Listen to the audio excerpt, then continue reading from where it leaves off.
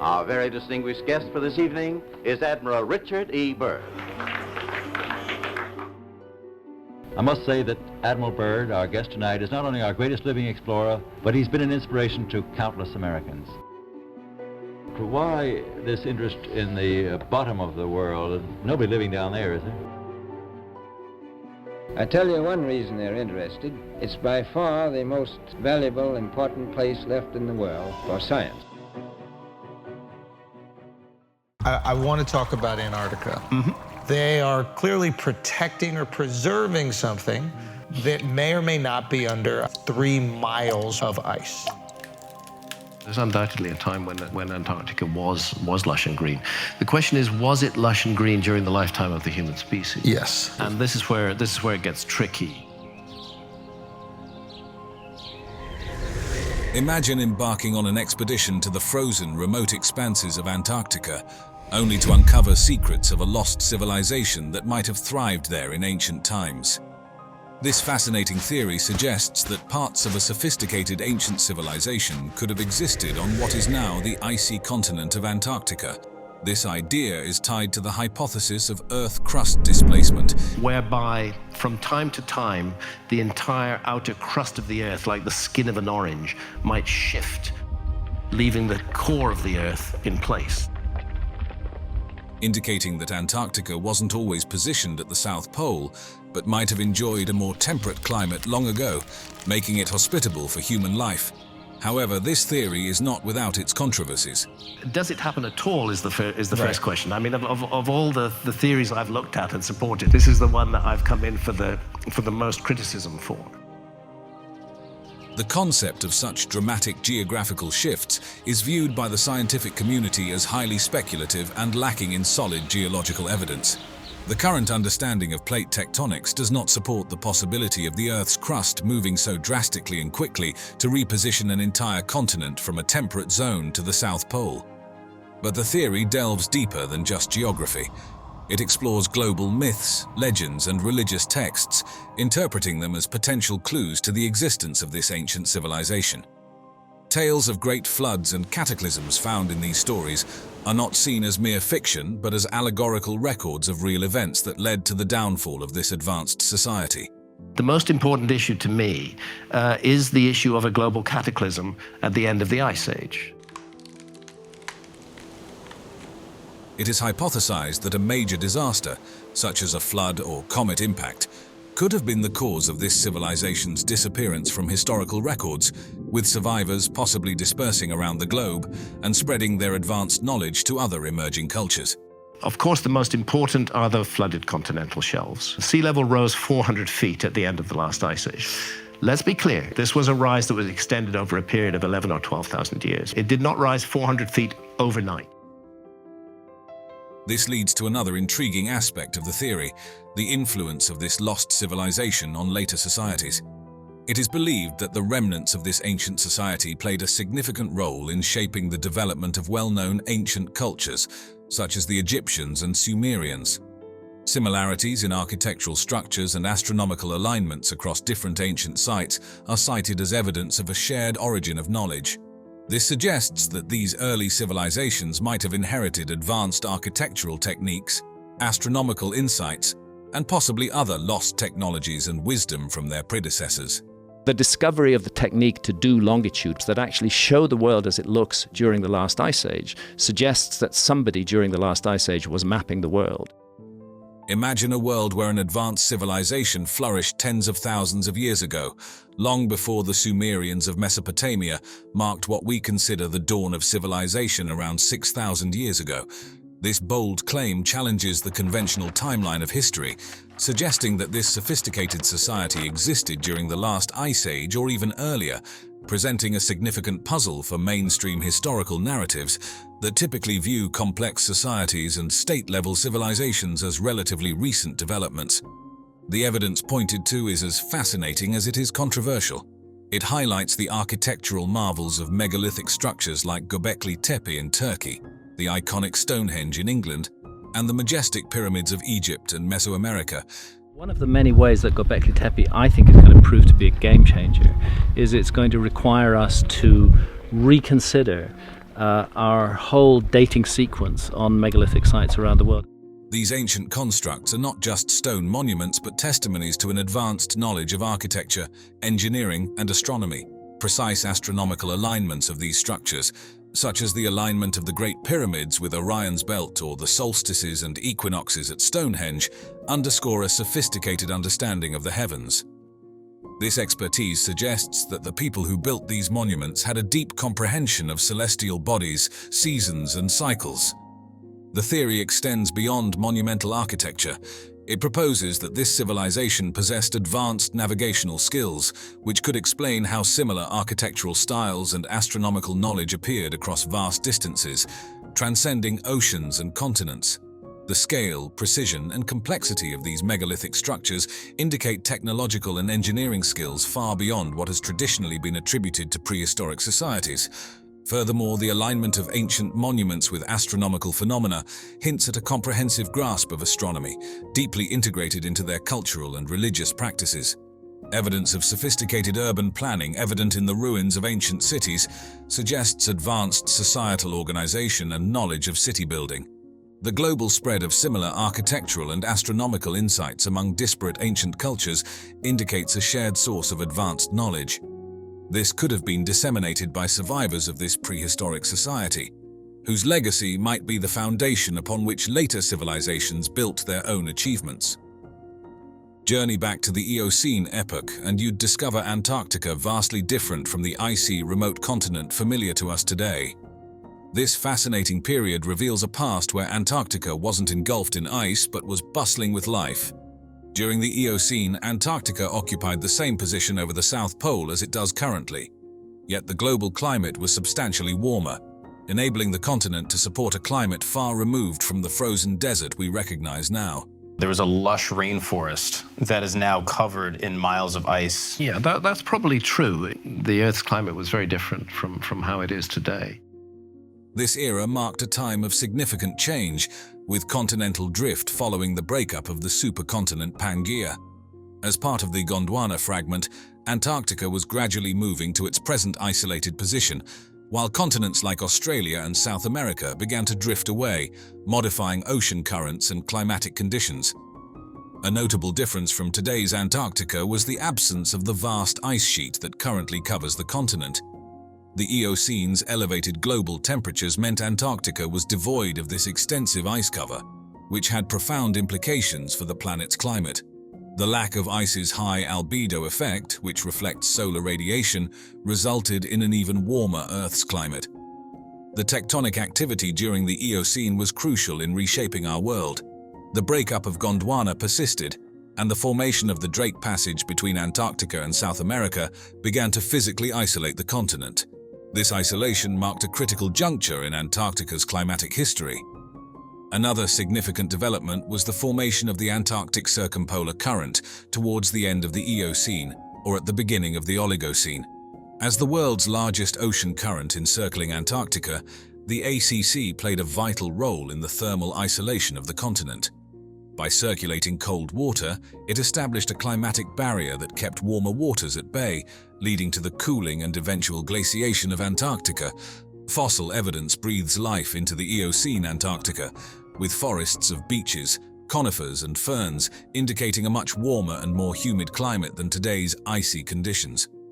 These fossils, including those of plants and pollen, demonstrate that the continent once supported a diverse range of flora and fauna. Sea levels during the Eocene were significantly higher due to the absence of large ice caps and the warmer global temperatures. This resulted in different coastal configurations, with areas now above water being submerged at that time. The elevated sea levels and warmer temperatures fostered a rich and diverse marine ecosystem, distinct from the current Antarctic marine life. Thus, when we contemplate Antarctica today, it's essential to remember that this icy continent once experienced a vastly different past, one that was warmer, brimming with life, and played a pivotal role in Earth's geological and climatic history. The Eocene epoch, a captivating chapter in Earth's history characterized by dramatic climatic shifts and significant transformations in life on our planet. This period, stretching from about 56 to 34 million years ago, is nestled within the Paleogene period of the Cenozoic era, famously known as the Age of Mammals. This era marked the flourishing of mammals, taking the stage after the dinosaurs exited at the end of the Cretaceous period. The Eocene sits between the Paleocene and the Oligocene epochs, with each phase documenting crucial geological, climatic, and biological shifts. Tectonic plates were on the move towards their current positions, influencing the oceans and sculpting the climate in profound ways. A notable event of this epoch was the Paleocene-Eocene thermal maximum, which occurred around 56 million years ago. Imagine Earth undergoing a sudden temperature surge, with temperatures increasing by 5 to 8 degrees Celsius in just a few thousand years, likely due to a massive release of methane from oceanic methane clathrates. This event significantly impacted ecosystems, leading to the extinction of some species while triggering rapid evolution and diversification in others, especially among mammals. During the Eocene, the atmosphere was laden with CO2, with levels ranging between 1,000 to 2,000 parts per million, far exceeding the pre-industrial levels of about 280 ppm. High CO2 levels, driven by volcanic activity, the combustion of organic matter, and the declining efficiency of carbon sinks, enveloped the Earth in a greenhouse climate. This led to rising temperatures, altering weather patterns and ocean currents, and crafting a world vastly different from our own. The Eocene's warmer conditions had significant effects on marine life. Temperature changes affected marine currents, altering species distribution and fostering the development of new ecosystems. It was a period of change, new beginnings, and dramatic shifts that laid the groundwork for the planet's future. The Eocene epoch, with its stories of warming, shifting, and evolving, serves as a reminder of the dynamic and ever-changing nature of Earth. In 1513, when Piri Reis drew the map, Antarctica had not been discovered. In fact, it wasn't discovered until 1818 by our civilization. It's based on more than 20 earlier source maps, which Piri Reis told us went back in some cases to before the time of Christ. Have you ever imagined a world where the icy expanse of Antarctica was once a lush, verdant jungle? The Piri Reis map, a mysterious cartographic relic crafted in 1513, might hold clues to such a forgotten past. The Earth's climate was very different from how it is today. There's undoubtedly a time when Antarctica was lush and green. Renowned for its astonishing precision and enigmatic depictions, this map intriguingly includes what some believe to be the coastline of Antarctica, mapped out centuries before its official discovery. This discovery raises tantalizing questions. Was Antarctica once free of ice, teeming with dense forests and diverse wildlife? And could ancient maps like the Piri Reis offer proof of Earth's dramatically shifting climates and landscapes? From time to time, the entire outer crust of the Earth, like the skin of an orange, might shift. If that happens, Antarctica could have been in warmer latitudes and could have been shifted into colder latitudes. Join us as we delve into the secrets preserved within ancient maps, exploring a world vastly different from our own. In 1929, a remarkable discovery was made in the Topkapi Palace Library in Istanbul by Gustav Deisman. Amidst a collection of parchments, he unearthed the Piri Reis map, a world map drawn on gazelle skin by the Ottoman Turkish admiral and cartographer Piri Reis in 1513. So this map appears to incorporate many features that are not supposed to have been known about in 1513. This historical artifact has since captivated scholars, historians, and conspiracy theorists alike, not just for its intricate detail and accuracy, but also for its enigmatic portrayals of the globe's coastlines, including what some believe to be the coastline of Antarctica. Why don't they see the same thing that you do? They think it's just fantasies of the map makers. Mapped over 3 centuries before its official discovery by a Russian expedition in 1820, the map is renowned for its astonishing precision in depicting various coastlines. For instance, the eastern coast of South America and the Caribbean islands are outlined with a precision that far surpasses many contemporary maps of the era. The Brazilian coastline is detailed with river inlets and capes, which many European maps at the time either overlooked or misrepresented. Moreover, the map is filled with annotations that provide a rich historical context, shedding light on the maritime knowledge of the early 16th century. These notes are not just practical, detailing crucial information about ocean currents, but also ethnographic, offering insights into the early encounters between Europeans and indigenous populations. The map even ventures into the realm of the mythical, with depictions of legendary islands and sea creatures that reflect the folklore and seafaring culture of the period. Perhaps the most intriguing aspect of the Piri Reis map is its depiction of a southern landmass connected to South America by a narrow isthmus. I think we're looking at hints and clues that something is missing in our story. This portrayal includes detailed geographical features like mountain ranges, bays, and inlets that bear a striking resemblance to the subglacial topography of Antarctica, as it might appear without its ice sheet. These details are speculative yet align curiously well with modern seismic data, despite the fact that this area was not officially discovered until 1820 and not accurately mapped without ice until much later with advanced seismic equipment. This unusual depiction on the map suggests that Admiral Piri Reis may have had access to source maps of remarkable antiquity and accuracy. It's based on more than 20 earlier source maps. That he put all these maps together and derived his own map from these. The theory surrounding the Piri Reis map opens a captivating chapter in the study of cartography and ancient civilizations, intertwining historical mysteries with speculative archaeology. This fascinating map, far exceeding the geographical knowledge of its time, has led some to propose that it might be based on sources from a pre-glacial era, potentially crafted by an advanced maritime civilization. Such a theory not only challenges our understanding of historical timelines, but also sparks broader discussions about the sophistication of ancient societies. The hypothesis of advanced ancient mariners suggests these navigators possessed the technological expertise to travel vast oceanic distances and create precise maps of their voyages. This level of proficiency would necessitate a deep understanding of astronomy, mathematics, and physics, attributes that are evident in civilizations renowned for their astronomical prowess, such as the Maya and the ancient Egyptians. Moreover, the widespread myths and shared architectural styles across distant ancient civilizations, such as pyramidal structures in Mesoamerica and Egypt, hint at a possible global interaction facilitated by seafaring skills. I believe that it's worth considering the possibility of a remote common ancestor, which passed down key information that was inherited by later cultures. These connections could indicate that these societies shared more than just architectural concepts, perhaps even cartographic information. Continuing with archaeological parallels, the legend of Atlantis as described by Plato, of a technologically advanced civilization lost to the sea, echoes this theory. All archaeologists hate the word Atlantis, because they've proved that Atlantis could never have existed, even though they have not looked at the parts of the world that need to be looked at.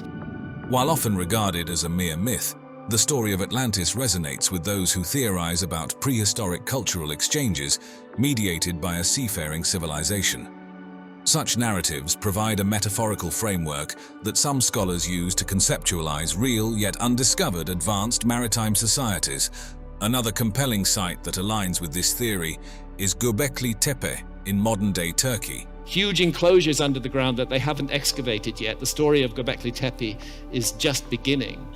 Dated to over 10,000 years ago, this site features sophisticated megalithic structures that predate Stonehenge by thousands of years, challenging conventional views on the development of early human societies. It's going to require us to reconsider our whole dating sequence on megalithic sites around the world. The complexity of Göbekli Tepe suggests that advanced societal structures and knowledge systems, possibly including navigation and map-making, could have existed much earlier than traditionally accepted. Additionally, mysterious underwater structures like the Yonaguni Monument in Japan add to the speculation about advanced prehistoric civilizations. These formations, controversially interpreted by some as man-made, might represent remnants of a sunken civilization that had sophisticated maritime technology.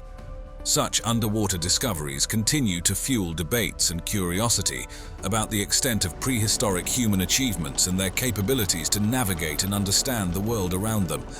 It's fascinating to consider how archaeological discoveries could provide a foundation for legends of advanced ancient civilizations.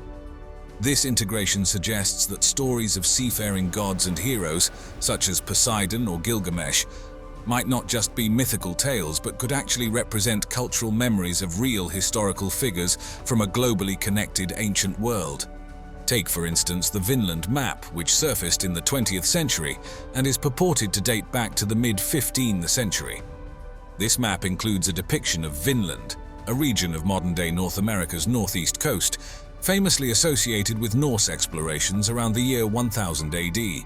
The controversy surrounding the map's authenticity, particularly debates fueled by conflicting scientific tests on the ink and parchment's age, adds a layer of mystery. If genuine, the Vinland map would be the earliest known depiction of the Americas, predating Columbus's voyages. Another intriguing comparison is with the Kangnido map, a pre-modern East Asian map from 1402, created during Korea's Joseon dynasty.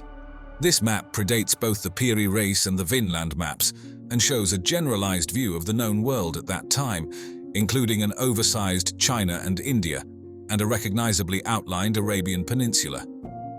Reflecting the Joseon dynasty's keen interest in geography and its diplomatic relationships, particularly with China and Japan, the Kangnido map underscores the historical significance of cartographic knowledge in facilitating trade and diplomatic missions in East Asia. Unlike the controversial aspects of the Piri, Reis and Vinland maps, the Kangnido map is well documented and recognized for its historical accuracy within the scope of contemporary Asian knowledge. These maps not only showcase the cartographic skills of their respective cultures, but also highlight the global nature of medieval exploration and the interconnectivity of various societies through trade, exploration, and possibly even shared mythologies. As we delve deeper into the history of cartography, it's clear that maps from different cultures and eras offer unique insights into the geopolitical and philosophical mindsets of their creators. For instance, the Ming dynasty maps from early 15th century China, such as the Daming Hun Yi Tu, which is an amalgamated map of the Great Ming Empire, showcase an impressive level of detail and scope. These maps presented the world from a distinctly Chinese perspective, centering on the vast expanse of the Ming Empire, while also extending to parts of Africa, Europe, and the rest of Asia. The cartographic techniques used were advanced for the time, incorporating grid systems and a consistent scale that European maps only started to use inconsistently much later.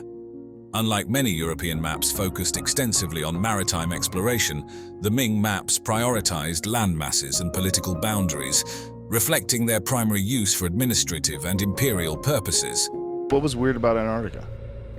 You can't go to the interior of Antarctica, which is where we were. No? So there, at the South Pole, there is a bunch of, from my understanding, like pure science going on there. This is straight up kind of tourism. Antarctica's icy expanses have long been a source of fascination and mystery, not just for scientists and explorers, but also for those who delve into the world of conspiracy theories. So the U.S. government's like, something's going on with Antarctica, there's some activity up there, we want to find out what's going on. Among the most captivating of these theories is the idea that the world's billionaires are deeply involved in uncovering the secrets that lie hidden beneath the continent's frozen surface. At the heart of this intrigue is the theory that ancient civilizations, perhaps as legendary and sought after as Atlantis or Lemuria, might have once existed or even still exist under the miles of ice. One of the things I find most striking is the presence of Antarctica on ancient maps. Supporters of this idea point to intriguing pieces of evidence, such as the Piri Reis map from 1513. This map, they argue, depicts Antarctica's coastline with remarkable accuracy, long before it was officially discovered, hinting at the possibility of ancient, advanced seafarers who knew of its existence. Because we didn't discover it until 1820, and yet it's on maps drawn in the 1500s with great detail. Adding to the mystery are various anomalies and unexplained findings in Antarctica that fuel speculation about secret bases or remnants of ancient civilizations.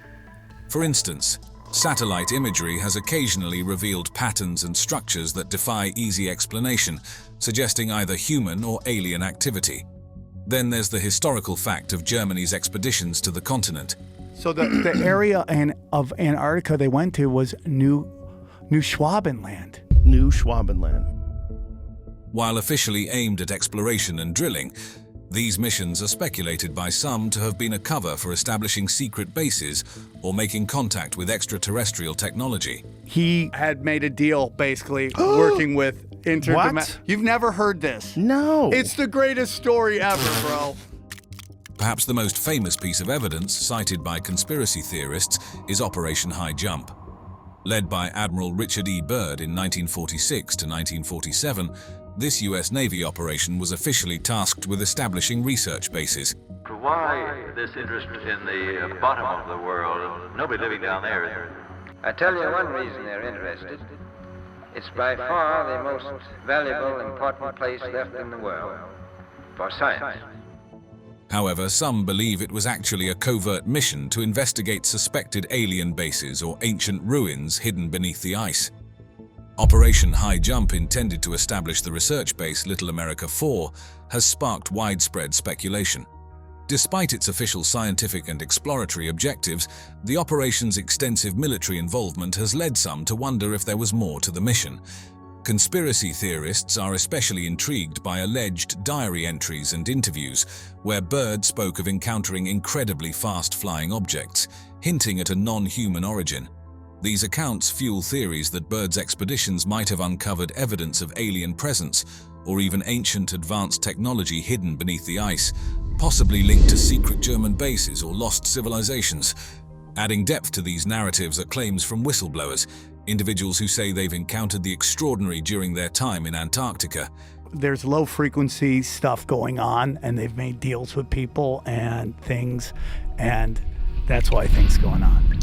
These accounts describe massive underground facilities and advanced technology, far beyond current human capabilities, including energy sources and spacecraft with designs not of this world. Some even claim direct interactions with extraterrestrial beings, describing these encounters as either peaceful exchanges of knowledge or distant observations with unclear motives. Allegations of government attempts to silence these stories or restrict access to certain Antarctic regions further compound the mystery, suggesting a cover-up of monumental proportions. You can't go to the interior of Antarctica, which is where we were. Supporting these individual accounts are broader theories suggesting that Antarctica might be a hub for secret space program activities and alien-human collaborations. Whistleblowers and theorists alike speculate that the continent's isolation makes it an ideal spot for covert operations away from the public eye. They talk of expeditions uncovering ancient artifacts and technologies, suggesting a history of Earth that includes interactions with advanced extraterrestrial civilizations long before recorded history. There's a compelling theory that suggests the continent is not just a frozen wilderness, but a treasure trove of undiscovered technology and mystical artifacts. This theory draws on the allure of the unknown, suggesting that billionaires in their quest for groundbreaking discoveries are funding expeditions to unearth secrets hidden beneath the ice. Imagine ancient alien technology, possibly lying dormant under the vast ice sheets.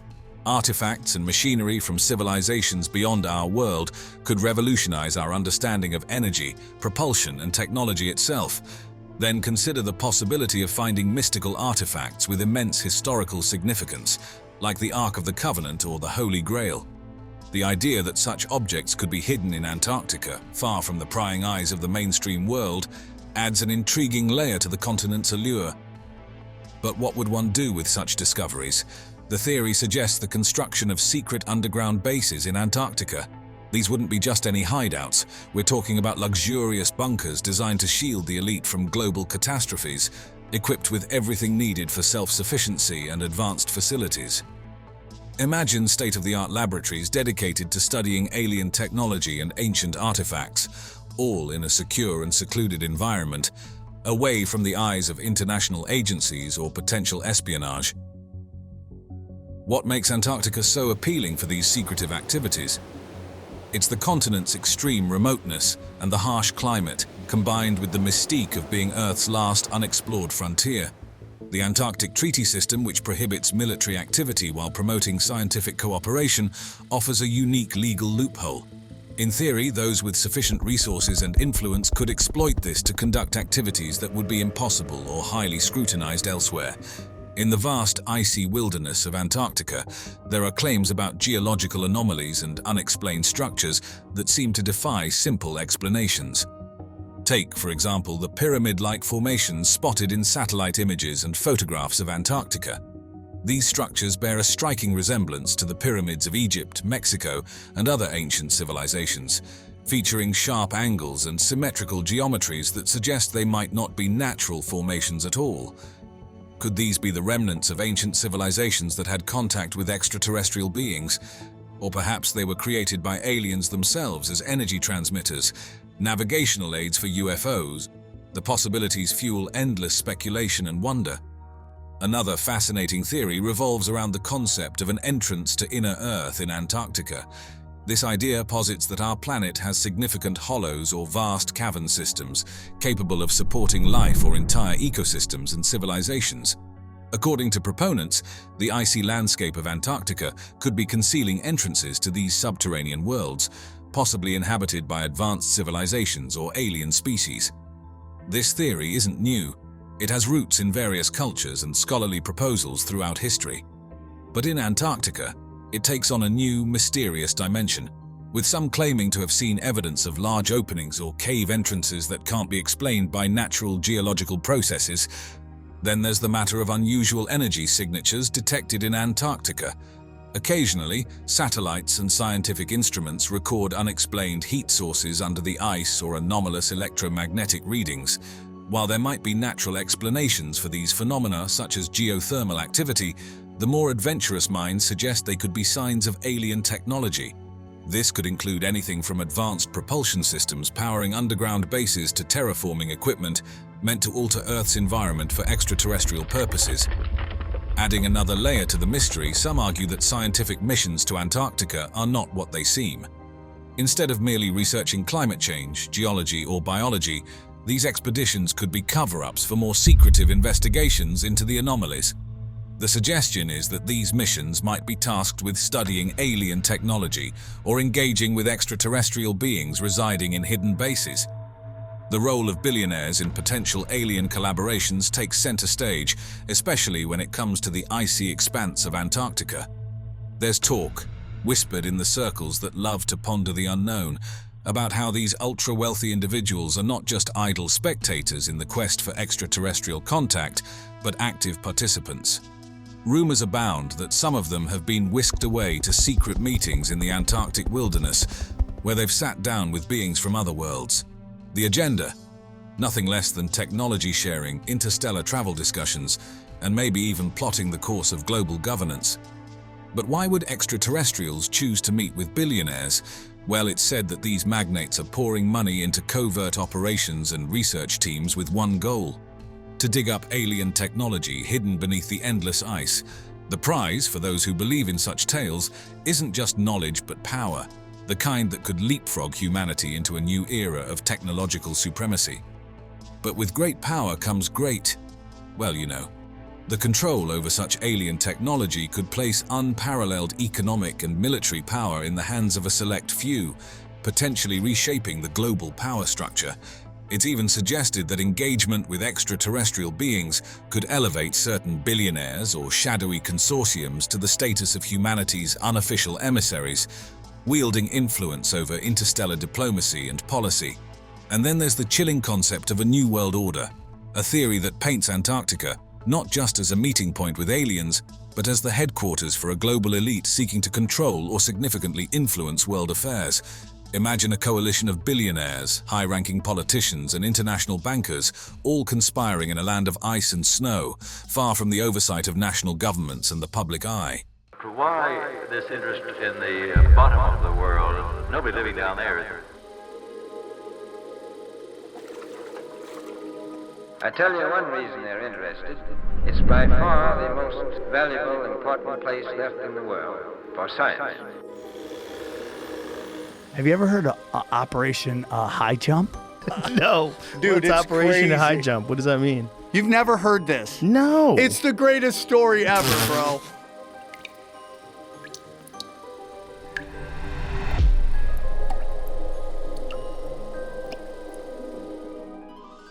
Project Highjump, also known as the United States Navy Antarctic Developments Program, 1946 to 1947, stands out as a remarkable chapter in the history of exploration, blending military precision with scientific curiosity.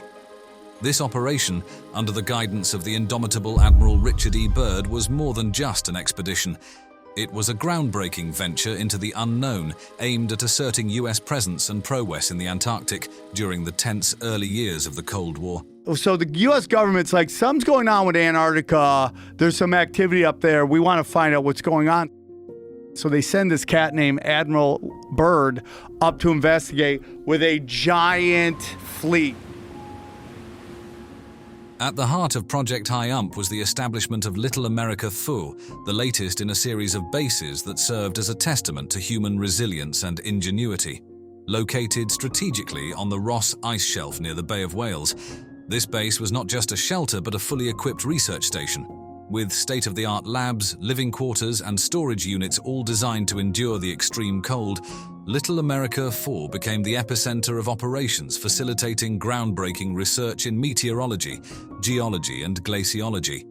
It was from here that aerial and ground surveys were launched, significantly enhancing our understanding of Antarctic geography.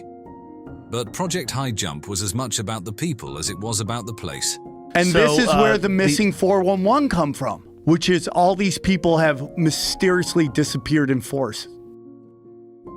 Over 4,700 military personnel underwent rigorous training to adapt to the harsh polar conditions, marking the operation as much a human endeavor as a technological one. The expedition tested the limits of cold weather gear, from specialized clothing to heating systems, ensuring the team could operate effectively in the unforgiving Antarctic environment. There will be a number of expeditions around the world because the government has really become interested. The technological achievements of Highjump were nothing short of revolutionary.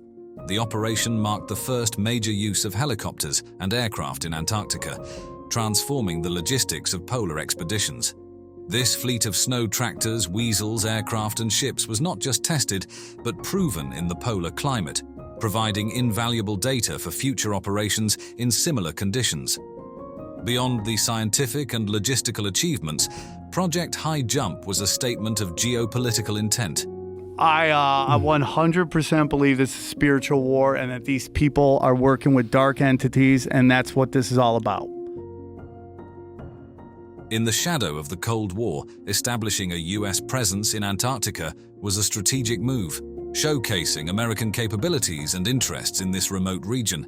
The operation navigated the complex terrain of international law and diplomacy, aiming to consolidate U.S. claims and influence in Antarctica. I think there's low-frequency stuff going on, and they've made deals with people and things, and that's why things going on. It's clear that this was no ordinary expedition. It was a bold foray into the unknown. The establishment of Little America 4 and the extensive training and testing that took place under the harsh Antarctic conditions were all steps toward a greater understanding of our planet. The legacy of Project Highjump would eventually lead to the Antarctic Treaty System. When Admiral Richard E. Byrd spearheaded Project Highjump in the mid-1940s, he wasn't just leading an expedition. He was venturing into the unknown on a scale never before seen in Antarctic exploration. This ambitious endeavor by the United States Navy was a testament to human curiosity and the drive to push beyond conventional boundaries. With over 4,700 personnel on board, ranging from naval officers to scientists and support staff, the operation was a massive undertaking that showcased the Navy's commitment to exploring and understanding the mysteries of the Antarctic continent. The fleet for this colossal mission was just as impressive, comprising 13 ships with diverse capabilities. Among them, the USS Philippine Sea stood out, not just as an aircraft carrier, but as a floating base for aerial operations that brought unprecedented mobility and reach to the expedition. This fleet, complete with icebreakers, supply ships, and destroyers, played pivotal roles, from navigating through treacherous ice to providing essential logistical support and serving as platforms for scientific research. This innovation opened new avenues for exploration and research, allowing the team to reach previously inaccessible areas. Fixed-wing aircraft were extensively used for aerial photography and mapping, covering nearly 1.5 million square kilometers of uncharted territory. This was no small feat.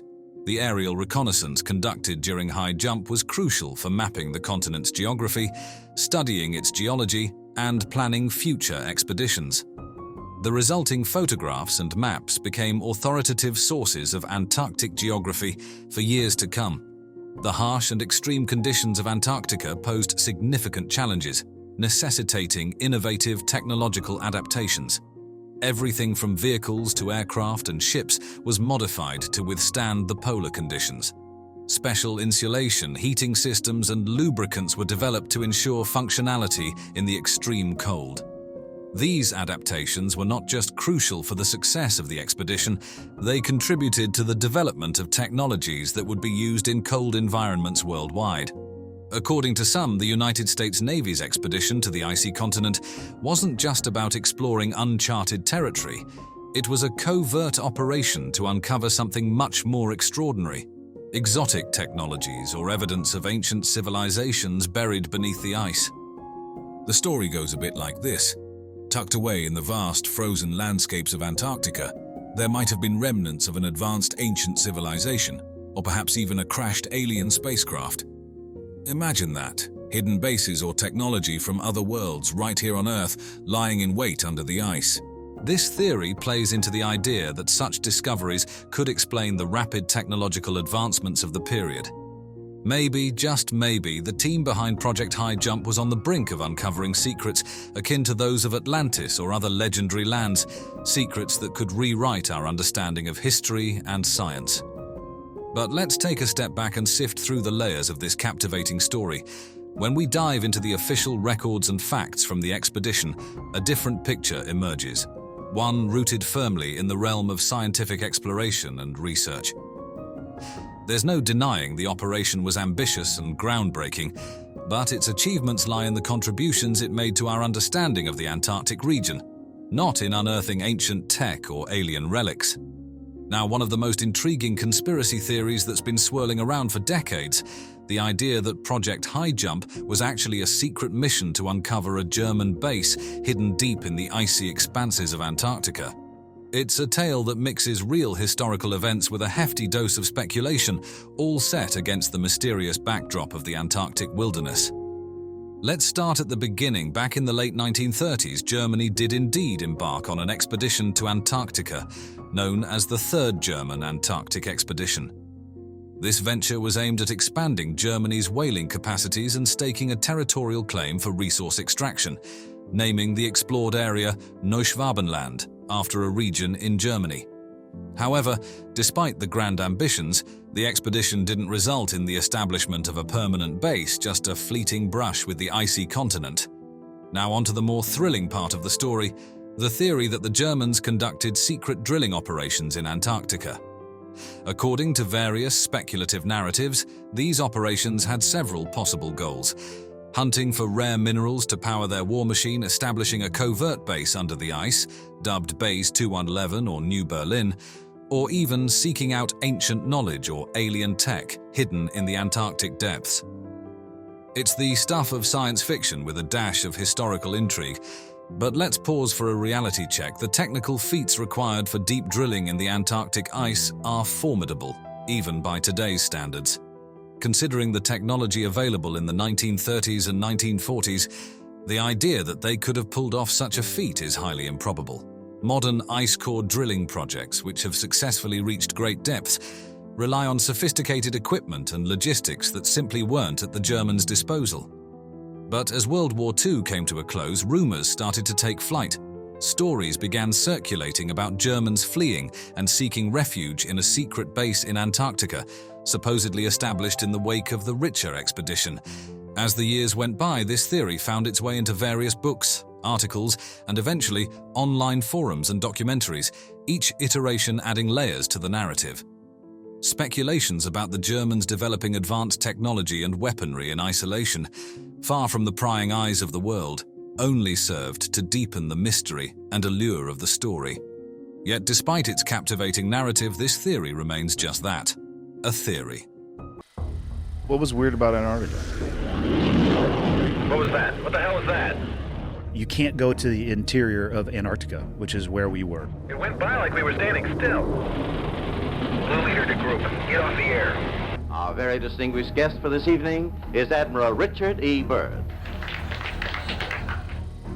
I must say that Admiral Byrd, our guest tonight, is not only our greatest living explorer, but he's been an inspiration to countless Americans.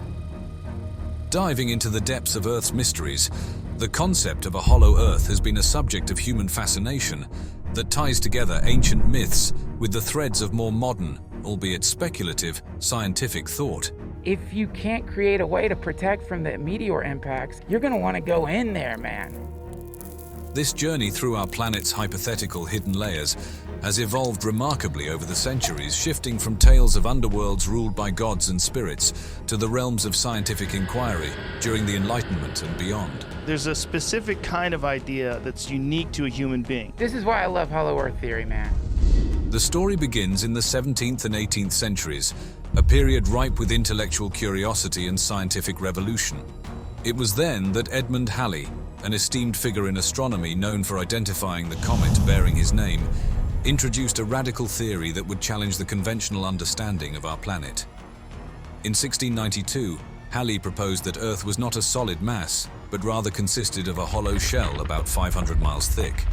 This shell, he suggested, harbored two inner concentric shells and an innermost core, each separated by atmospheric layers with their own magnetic poles. In the core of the Earth is another sun that has an advanced civilization that hasn't been disrupted. Halley's hypothesis aimed to explain the magnetic anomalies that baffled scientists of his time, suggesting these hidden layers each had their own magnetic field. Halley's groundbreaking proposal, though lacking in empirical evidence, marked a pivotal departure from previous notions of Earth's composition and laid the foundation for future speculative exploration into the planet's inner mysteries. His ideas, born out of observations of magnetic variance, opened the door to a world of possibilities that would captivate the minds of future generations. As we journey into the 19th century, the Hollow Earth theory found a new champion in John Cleves Sims Jr., an American Army officer whose vision took Halley's concepts to new heights. Sims passionately advocated for a model of the Earth that featured not just concentric layers, but large navigable holes at the poles, later dubbed Sims holes, acting as gateways to the world beneath. According to Sims, these openings led to habitable lands rich with unknown species and civilizations. If the idea is like, yeah, humans have been on the planet for a long time, this is why I love Hollow Earth theory. A concept that stirred the imagination of many. Dedicated to his theory, Sims spent his life promoting the idea through lectures, writings, and the pursuit of an expedition to the North Pole to prove his claims. Despite his fervor, Sims's ideas were largely dismissed by the scientific community of his time as too fanciful, and his hoped-for expedition never came to fruition. Yet his advocacy for a hollow Earth added a significant chapter to the story of human curiosity, propelling the quest to understand the unknown depths of our planet into the realm of popular imagination and speculative science. Digging deeper into the world of hollow Earth theories, two ideas particularly spark the imagination. Imagine, if you will, a realm beneath the icy expanse of Antarctica, illuminated not by the familiar light of our sun, but by a central sun of its own. This is not the cold, dark void you might expect to find under the Earth's crust, but a vibrant, hidden world teeming with life. This central sun, a concept at the heart of many hollow Earth theories, is said to cast a perpetual glow, creating conditions that are nothing short of miraculous when compared to the frosty Antarctic surface we're familiar with. Picture vast, unexplored forests and expansive landscapes under a never-setting sun, where diverse species flourish in a climate that's both temperate and inviting. Unlike the harsh sun that scorches the surface world, this inner sun is gentler, less intense, providing just the right amount of warmth and light to sustain an ideal, Eden-like environment for its inhabitants. The nature of this luminous body at the core of the Earth is a subject of much speculation among believers. Some suggest it's a smaller, dense core emitting its own unique form of radiant energy, perhaps through processes unknown or unimagined by surface-dwelling scientists. Could it be nuclear reactions unlike any we understand, or is it something even more mysterious? The theories vary widely, But the idea of a central sun remains a captivating notion. Now, there is an interesting story of Admiral Richard E. Byrd, a figure whose real-life adventures read like the pages of a high-stakes thriller, but it's his alleged secret diary that really takes the cake. Picture this: an American explorer and naval officer, already famed for his daring expeditions to the ends of the Earth, supposedly uncovers a hidden world right beneath our feet, according to diary entries that have sparked endless fascination. Byrd is no stranger to the record books, having flown over the North Pole in 1926 and the South Pole in 1929. These feats alone cemented his place in history, but it's what supposedly happened in 1947 that really stirs the pot. The story goes that during a flight over the North Pole, and later over the South Pole, Byrd stumbled upon an entrance leading to an inner Earth, a concept straight out of a science fiction novel. According to these disputed diary entries, he found a place where the laws of nature as we know them were turned on their head, a verdant paradise thriving with life, including species long thought extinct, all hidden beneath the icy wastelands of the poles. Imagine transitioning from a landscape of ice and snow to one of lush forests and green mountains, where woolly mammoths roam. This is what Byrd described in his alleged diary, detailing his journey into a polar opening that revealed an inner world contrary to the barren, frozen exterior we're accustomed to. But it doesn't stop there. Byrd's entries speak of encountering a civilization with technology so advanced, it makes our surface innovations look primitive by comparison. This society, hidden away from the world above, supposedly shared with Byrd their concerns for humanity's path, particularly our penchant for self-destruction. What's truly intriguing is the civilization's approach to Byrd, one of diplomacy and openness. They were not conquerors or threats, but rather beings deeply worried about the surface world's trajectory, especially the development of atomic weapons. Their message to Byrd, as he recounts, was one of warning but also of hope, urging for peace and cooperation among the nations above to avoid nuclear annihilation. In the intriguing diary entries attributed to Admiral Richard E. Byrd, he recounts an encounter that feels lifted straight from a science fiction narrative. Byrd allegedly stumbled upon a civilization with advancements that far exceeded anything the surface world had seen in his era. This wasn't just about fancy gadgets or superior engineering. It was a society that had seemingly cracked the code on living in perfect harmony with their environment. They had technology that allowed them to do things we can only dream of, like flying in aircraft that could maneuver at incredible speeds without making a sound, hinting at a profound understanding of physics that our scientists haven't yet grasped. These vehicles could seamlessly transition from soaring in the air to diving underwater and even operating in the vacuum of space, suggesting they might have mastered anti-gravity or tapped into other mysterious forces of nature. But what's perhaps most striking about Byrd's account isn't just the technological marvels he describes, it's the ethos of the people he encountered. This wasn't a civilization out to conquer or intimidate. Rather, they were a society deeply concerned with the path humanity was on, especially in the aftermath of World War II and the dawn of the atomic age, viewing these weapons as a potential tipping point for the fate of everyone living on the planet's surface. Their message to Byrd, which he in turn felt compelled to share with the world, was one of caution, but also of hope. They urged for peace and mutual respect among nations, advocating for a shift away from the brinkmanship of nuclear annihilation towards a more cooperative, sustainable future. They believed in humanity's potential to change its trajectory, to adopt a more peaceful approach to technology and global relations. Byrd's description of his meeting with the leaders of this advanced society paints a picture of a diplomatic and respectful exchange. He was brought into an environment designed to awe, but also to facilitate serious conversation, where these leaders shared not only their concerns but also their insights into how a society might progress without sacrificing its planet or peace. They offered a glimpse into their history and development, suggesting that the surface world too could reach such heights if it chose a path of peace and sustainability. Dive into the mysteries of Agartha and the Hollow Earth theory, and you're entering a realm where the lines between science and pure fantasy blur intriguingly.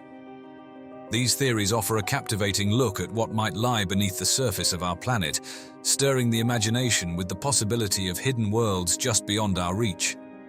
Agartha, as it's often depicted, isn't just another world. It's a utopian vision of what a civilization could achieve. Tucked away at the Earth's core, Agartha is said to be a place where the inhabitants have surpassed our technological achievements, harnessing clean energy, advanced transportation, and even the power to bend time and space to their will.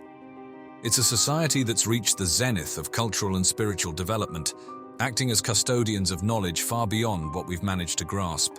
The entrances to this hidden realm are the stuff of legend, hidden in the most remote and mystical locations on Earth, from the deserts to the polar ice caps, accessible only to those who are spiritually ready to cross into its domain. When you pit Agartha against the Hollow Earth theory, it's clear they share a foundational belief in a significant concealed world beneath our feet. However, they part ways in their portrayal of what that world looks like and what it represents. Agartha is often shown as a singular enlightened civilization where science and spirituality merge, offering a model of existence that's in perfect balance with the universe. The Hollow Earth theory, in contrast, opens the door to endless possibilities, imagining a variety of realms that could be as perilous as they are wondrous. The impact of these theories extends far beyond mere speculation, inspiring everything from novels and films to intense debates and philosophical discussions. They tap into our perennial quest for knowledge and the deep-seated human desire to believe in something more, something extraordinary that defies our understanding of reality. Whether viewed through the lens of science, spirituality, or pure fantasy, the legends of Agartha and the Hollow Earth challenge us to dream of what might lie just out of sight, beneath the ground under our feet. Why this interest in the bottom of the world? Nobody living down there, is there? I tell you one reason they're interested.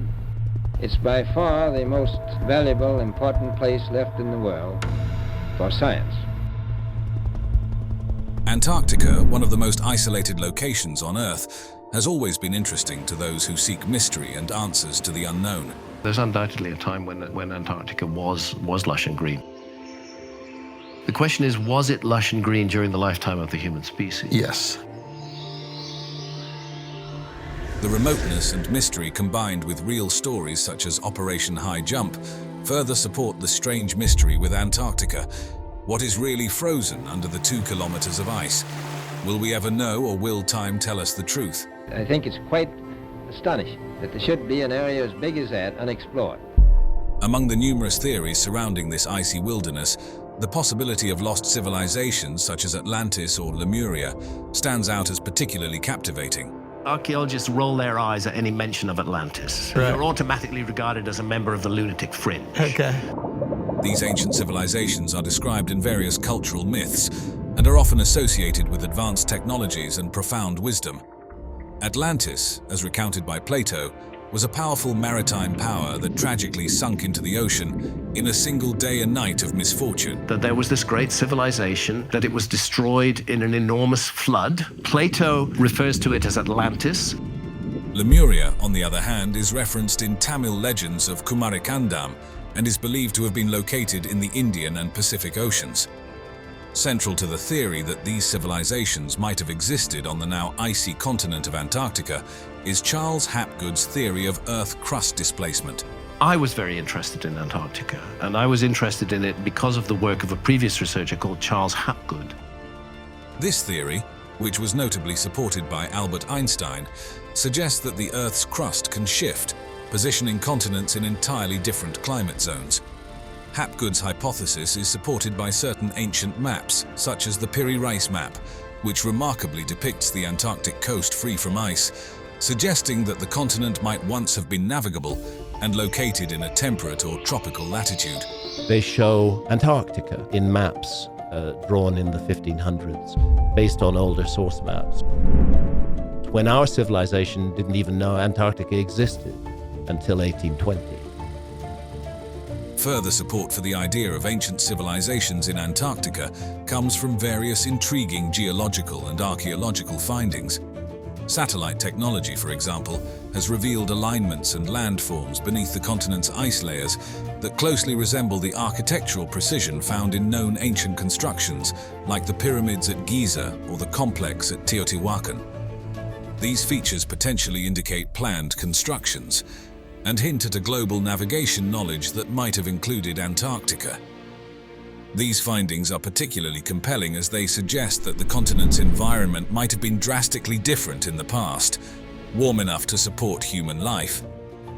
Interestingly, some of these satellite-observed alignments are positioned along what could have been ancient latitudinal lines, further suggesting an advanced understanding of navigation and geography by the people who might have inhabited this now icy and remote land.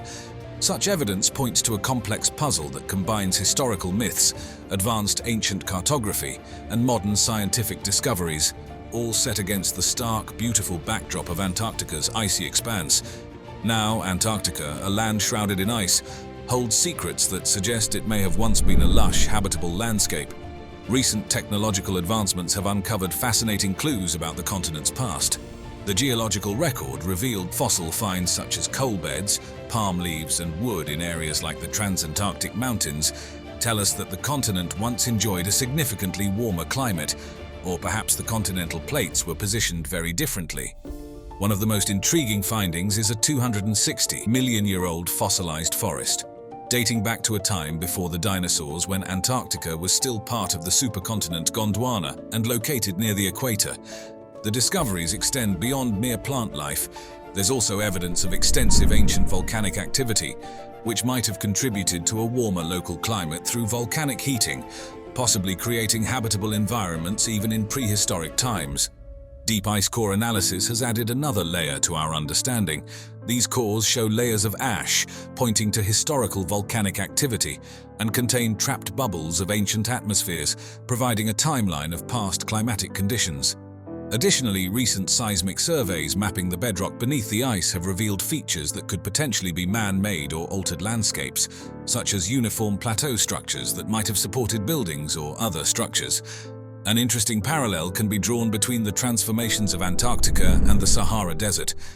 The Sahara was once a fertile area with abundant lakes and vegetation, as cave paintings depicting lush landscapes and aquatic life illustrate. Because the Sahara Desert was green during the Ice Age. It wasn't how it looks today. This dramatic shift from a habitable land into a harsh environment mirrors the changes that might have occurred in Antarctica, suggesting a similar fate could have befallen the southern continent. These revelations not only fascinate but also challenge traditional archaeological and historical perspectives, suggesting that much of human history remains undiscovered. That's 9.2 million square kilometers of the Earth's surface that hasn't yet really been studied by archaeology at all.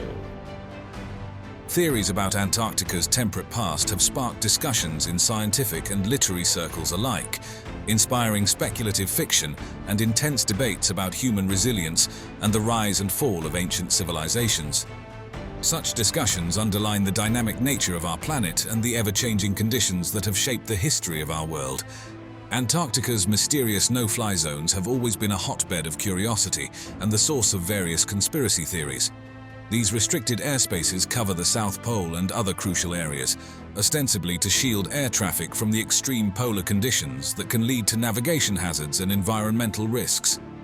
The official reasons for these restrictions include navigational safety, as the extreme cold and unpredictable weather can severely impair visibility and cause instrument malfunction.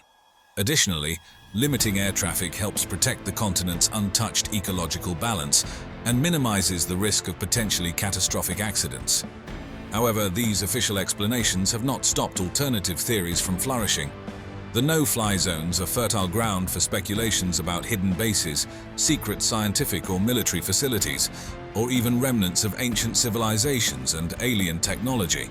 One of the most popular theories suggests that these zones could be covering up crash sites of extraterrestrial spacecraft or secret bases engaging in reverse engineering of alien technology.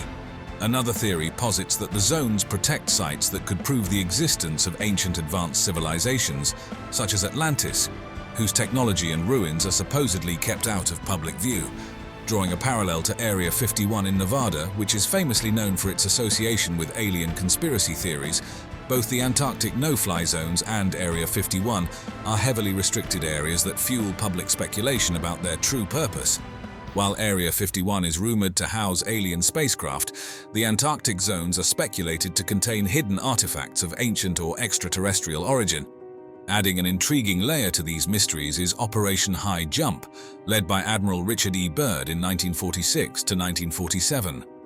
Officially billed as a scientific expedition to establish the Antarctic base Little America 4, Conspiracy theorists argue that it might have been a covert operation to investigate suspected German bases or alien contacts under the ice, suggesting that the no-fly zones may still be hiding what Byrd discovered.